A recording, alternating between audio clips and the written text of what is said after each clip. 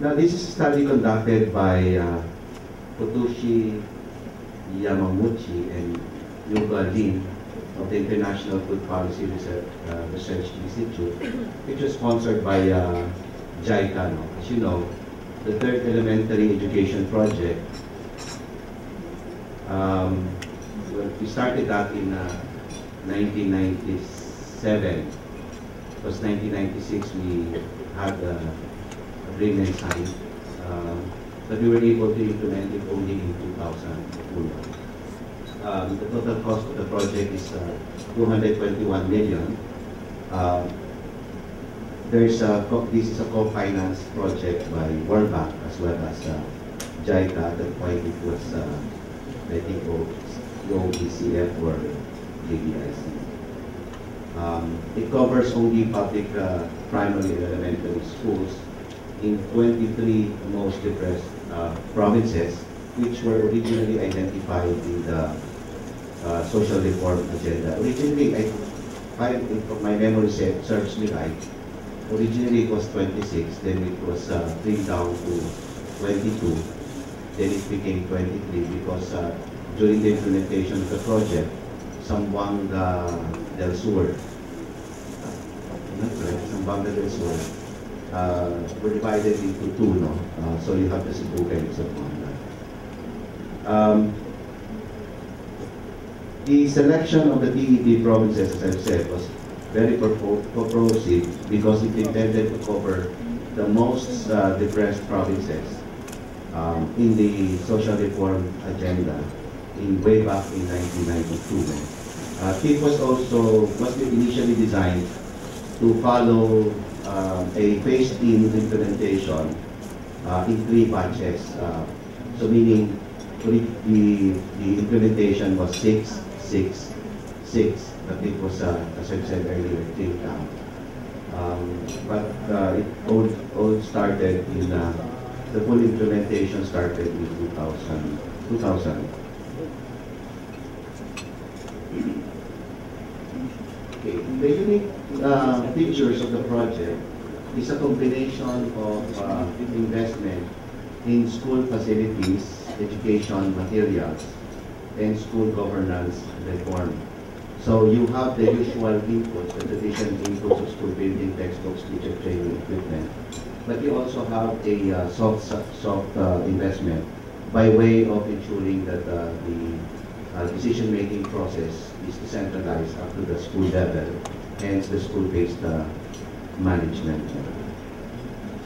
On the study, the evaluation design prepared by the evaluation team has 2 components. The first one is the short-term impact, analyzing or using school panel data, the basic education information system, the national achievement score, and the TEEP implementation data. I'd like to note that the BEIS, the basic education information system, only was installed in 2001. The data system that was used prior to 2001 was what we call the Unified Information System. The 2 consultants that I mentioned earlier visited the 23 provinces to collect some detailed information on the implementation of various components supported by the Office of Planning Service of the Department of Education. For the long-term impact analysis, the team surveyed simultaneously 8 provinces. Adjacent provinces were compared. Municipalities are selected from each of the divisions so that the simple areas in both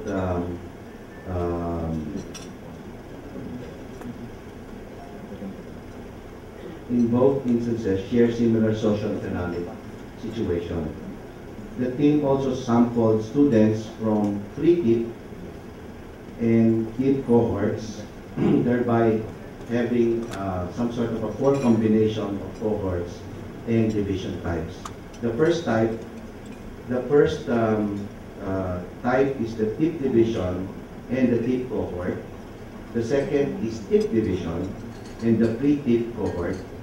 The third is non-tip division and the tip cohort. And the fourth is non-tip division and the tip cohort.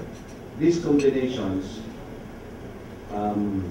controlling school-specific fixed and observable provide the basis for identifying the tip impact study.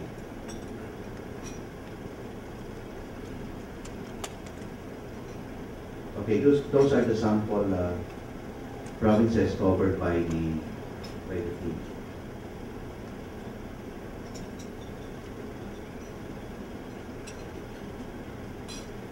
Okay. Now, on the data collection, as I mentioned earlier, for the short-term impact, they look at the school data, the investment, the tip investment as well, including census data. For the data set 2, this is complemented by the Division Education Development Plan, plus the school building program, and new data coming from the school itself, the community itself.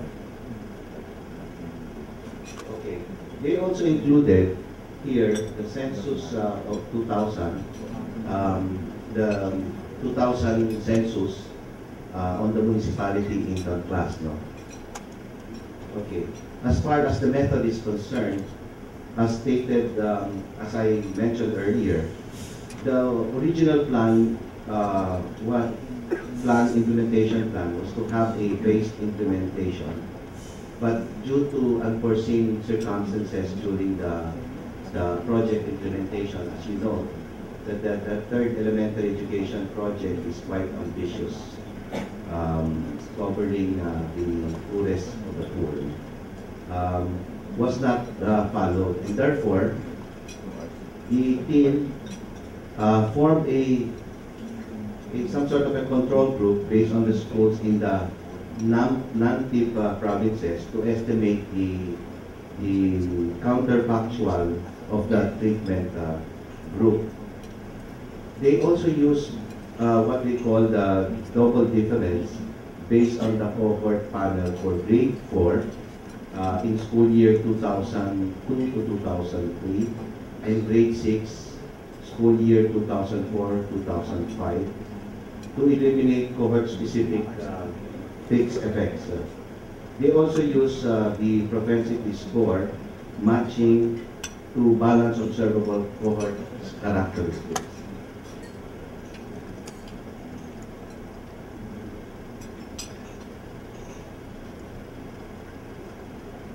I just give this just a geographic presentation of the areas covered by the team.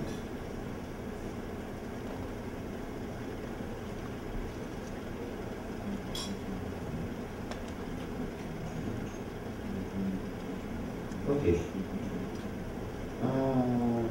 Some caveats though, no, in the project itself. The baseline is not free of contamination, as they call it, because TIP had been implemented in all treated schools by school year 2002 to 2003, and therefore the initial level of test scores in the TIP treatment group reflects earlier investments completed before school year 2002 to 2003. The second is that it is possible that students from primary schools, primary is grade 1 to grade 4, which are not part of the sample, came into grade 5 and grade 6 in the sample elementary school, which in a way alters the student body at grade 5, no? Since it also contributed to the conversion of primary schools to complete elementary schools with from grades 1 to grade 6. Due to the investment provided by the project, meaning construction of school building and to some extent provision of teachers, of grade 5 and grade 6, it is possible that the attrition is different in the treated and controlled groups. No?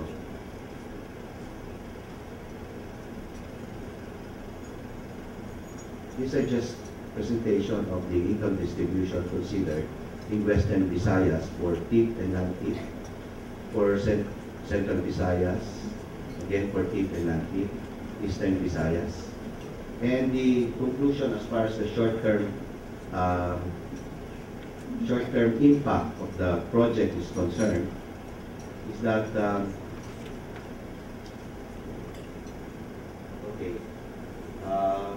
there is a 12 to 15 increase in the national achievement score over the 6 years of elementary school. So which means we have really we have attained the goal or the objective of the project as far as improvement in some of the performance indicators. We would like to highlight also that there is a larger impact as far as subject, the math subject is concerned. The other conclusion that we can derive from the study itself is that early on the textbook, early stage investment has a positive effect on the performance of our pupils. So is with training, school building, and so on. And therefore, if you we carry on these conclusions to the consciousness of the decision makers in the Department of Education. So what are the policy implications? One is that it justifies the supply side public intervention to the schools. And as you will note, judging from the budget that we are receiving right now from Congress and DepEd, there is quite a significant increase in our budget for those critical resources. And then we are also investing on the human capital by way of, number one, creating more teacher items and training those who are already in the system, and targeting also the needs, hence the basic education sector reform agenda. One of the components of the, or key reform thrust of the basic education sector reform agenda is precisely recognizing the contribution of our teachers. This key reform thrust is called Teacher Education Development Program, where we develop the National Competency-Based Teacher Standard, which is now the basis for defining the licensure exam for teachers. Number two, also being considered right now as the basis for refining or tweaking the current pre-service curriculum. On the assets itself, these refers to assets owned in 2000 by those families, or by those families covered under the sample. Only quantities were captured in each of the categories, both I think both values and quantities of asset in 2000 were gathered. The other data set that they use for the long-term impact is in relation to what they call the student tracking survey. The team, the two consultants with some of the staff of the OPS, track sample students to collect information on their schooling, work histories in detail, as well as marriage and illness. They conducted either a face-to-face interview, and to some extent, phone interview was adopted.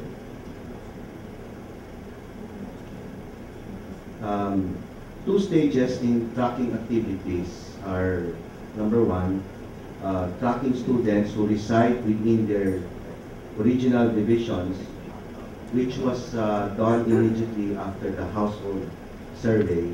On the household survey, it took the team, I think, 4 months to prepare the household instrument, and then eventually it was pilot tested before used in those areas not covered. So going back to the 2-stage in tracking, the second one is that in case of the out-of-town divisions, the team attempted to schedule a face-to-face and to large extent the phone interview in NCR, Baguio, Cebu City.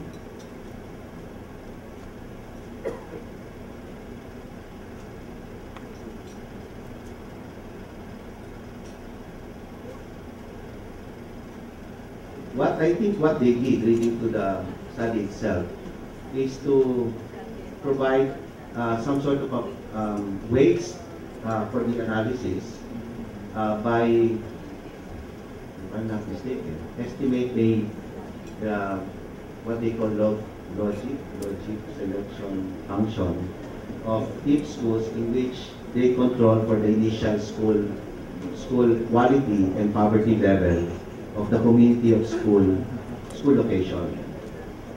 School quality, on the other hand, was proxied by pupil-teacher ratio, total student enrollment in grade 6, and total classes provided by the sample schools. And these variables are based on the school year 2002-2003 Basic Education Information System data. Incidentally, at that point, the BIS is not yet what we call web-based. It's more of Excel-based. But now, the current enhanced Basic Education Information System is more automated and web-based. They use some phone interview in the gathering of information here, and what they did was to interpret some of the results using Model 4. Don't ask me what Model 4 is. I was looking for the definition of that Model 4. There are 4 models that they use in the estimation itself. But I think the Model 4 is looking at the variable female, which is significant at 1% level, and then looking at the other things as well. Okay, on the labor earnings,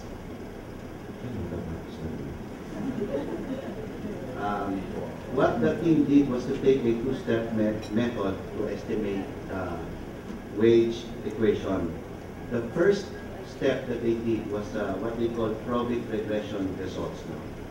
And the results using that probit regression suggest that the probability of wage being observed is positively correlated with age in a decreasing manner. And being female in the TEP cohort, it is also, they said in the study, that the older and taller individuals were more likely to participate in labor force in this relatively very young sample at that point. It's a significant improvement in school quality by TEP enhanced by female advantage. You know, Philippines, if you look at the status of Philippines as far as MDG 3 is concerned, yung gender equality, males are at a disadvantage in all indicators, performance indicators, participation, cohort, completion, and even math scores, poor males.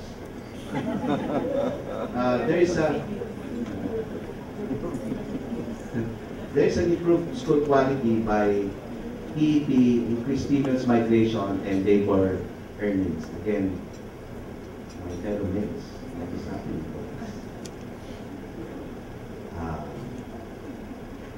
Okay. This is really a challenge for the Department of Education right now. And it is the reason why we are very aggressive in pushing for the K-12 program, in changing the curriculum, the current curriculum. Because we noticed that the previous curriculum is one size fits all. It doesn't take into account the variety of learners. And what we're saying in the K-12 program is that the curriculum itself, particularly in the additional 2 years, would be more relevant to the learners now. Under the K-12 program, and let me inform you that the bill on the enhanced basic education was already approved on the second reading in the lower house.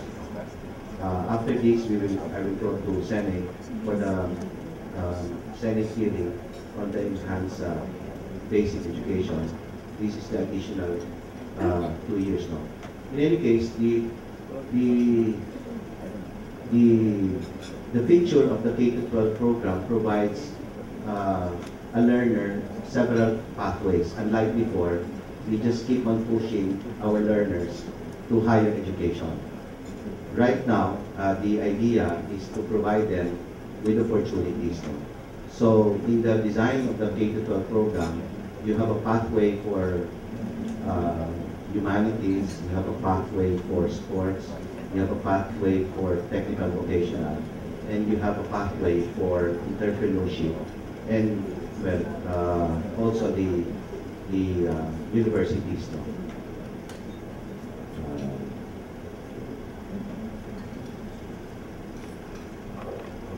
So that's it. Thank you.